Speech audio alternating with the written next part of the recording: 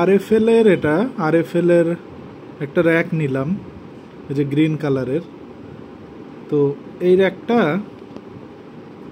অথবাতে order করছিলাম, অথবা থেকে দিয়ে গেছে 986 টাকা, ডেলিভারি চার্জ তো 500 টাকার উপর ডেলিভারি চার্জ ফ্রি যদি কেউ প্লাস্টিকের জিনিস কিনে। তো দেখতে মানে এই র্যাকটার নাম হচ্ছে সিয়ানো। তো cyano fence rack 4 step green.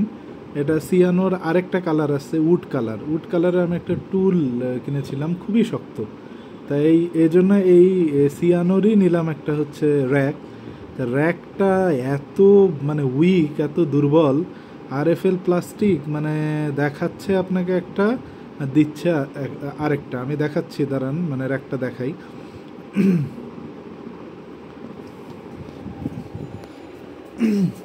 এই যে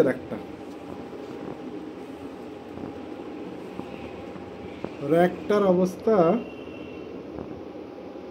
র্যাকটা এক হচ্ছে সেট করা থাকে না, সেট করতে হয়। সেট করতে যে হয় এগুলা এতটাই দুর্বল। এই যে দেখাই, বাচ্চার জিনিস আমি রাখছি, এই যে মানে কয়েকটা তো একদম লাগেই না, লাগতে যে ফেটে গেছে, মানে খুবই দুর্বল, খুবই উইক এদের জিনিস। অথচ আরএফএল এর জিনিস কিন্তু ভালো হওয়ার কথা ছিল, কিন্তু একদম জঘন্য কোয়ালিটি, এত পাতলা।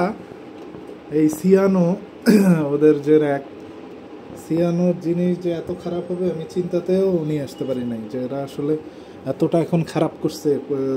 আরএফএল এর সাধারণত প্রাণের জিনিস, আমরা জানি প্রাণের জিনিস সবই খারাপ, ওরা সবই খারাপ দেয়, কিন্তু আরএফএল এর অ্যাটলিস্ট মানে প্রাণ যখন আরএফএল কিনে, আরএফএল এর পাম্প, আরএফএল এর হচ্ছে গ্যাসের চুলা, আরএফএল এর মানে যেগুলো প্লাস্টিক পণ্য, এগুলো ভালো থাকে।